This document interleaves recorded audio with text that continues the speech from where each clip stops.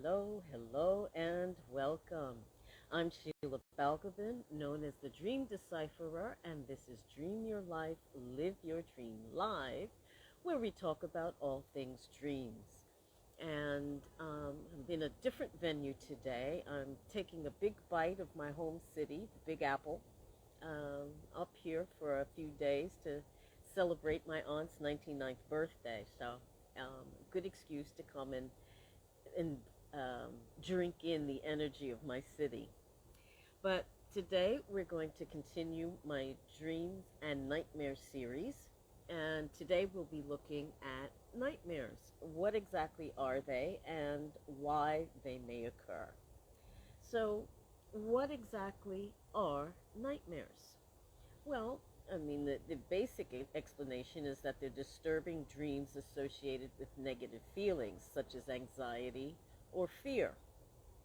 Now, the interesting thing about nightmares for me is that when I work with clients around nightmares that they've been having, it usually turns out to be concern or anxiety about a specific issue or person or situation that they're either unaware of, that they're feeling anxious about, or they're not acknowledging those feelings. So when we go through the nightmare and kind of analyze it and see what's going on with it in the context of their lives, uh, people often say, "Is that it?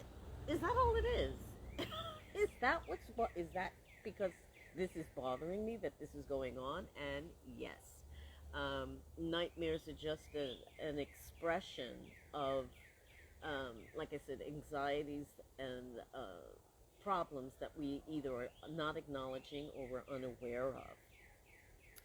So um, we'll look at why nightmares occur. But one thing is that occasionally, because of what's going on in our lives, we will have nightmares. That's not unusual. But I'll talk about this a little bit later.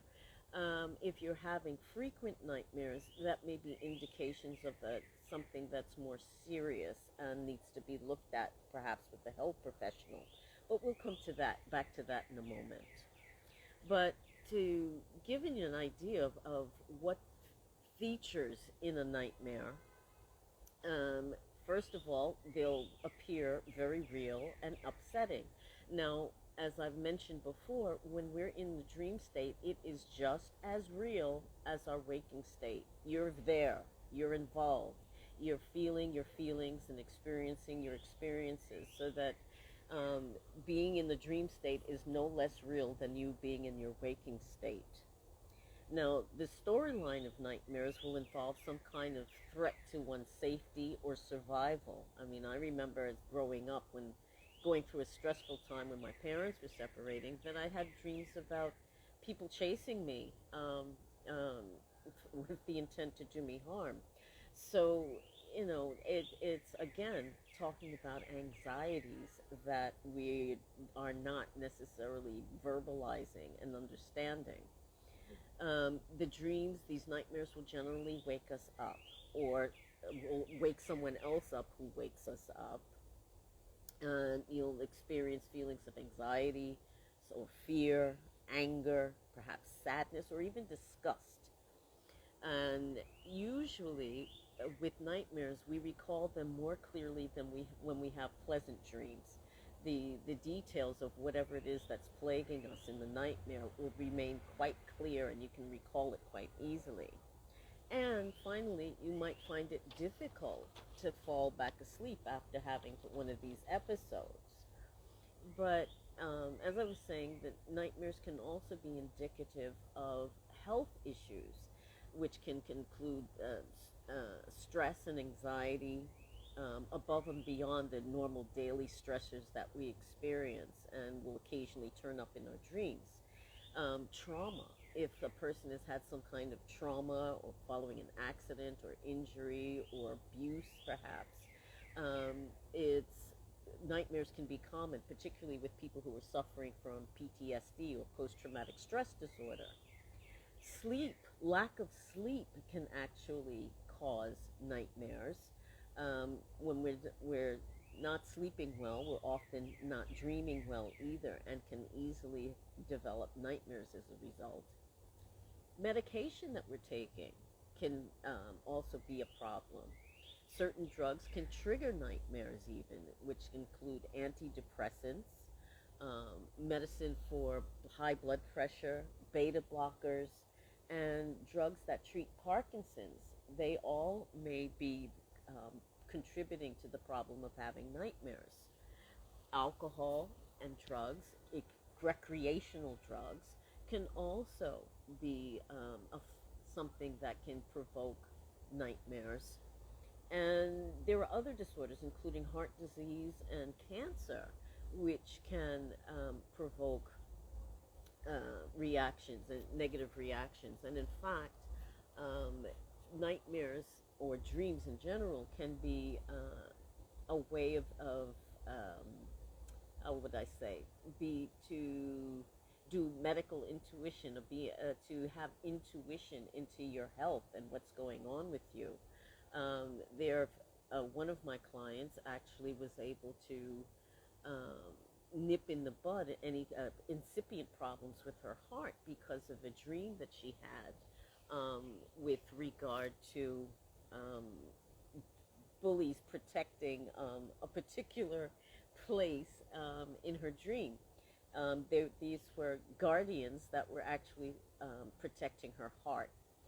So, I mean, we can get, even long before a disease actually manifests, we can get information through our dreams that there's something wrong. And then, the usual kinds of things like scary movies or books that are indulged in before going to sleep can also provoke nightmares.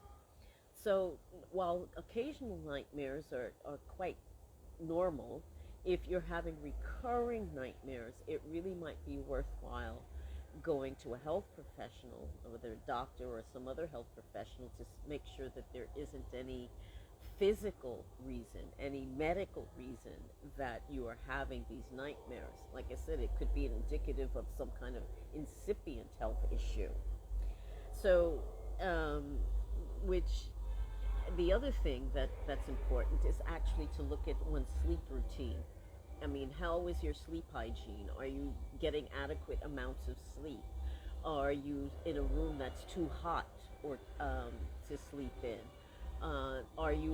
Have you Wi-Fi going in your bedroom when you're sleeping? All of those things can play a role in the quality of our sleep, which in turn will affect whether we have dreams or not. I love it. This is the sound of New York. It's like there's somebody having a block party down the street. I love it. So that's my take on nightmares. And coming up in our next episode, we'll be looking at how what these things can mean, dreams and nightmares, and how they can be used to move your life forward in some way. So there you have it. Nightmares are unexpressed anxieties about something in our lives, or they could possibly signal that there's an actual health problem that needs to be addressed. So I thank you so much for watching and listening. Have a great rest of the day, and I'll see you again soon. Take care. Bye-bye.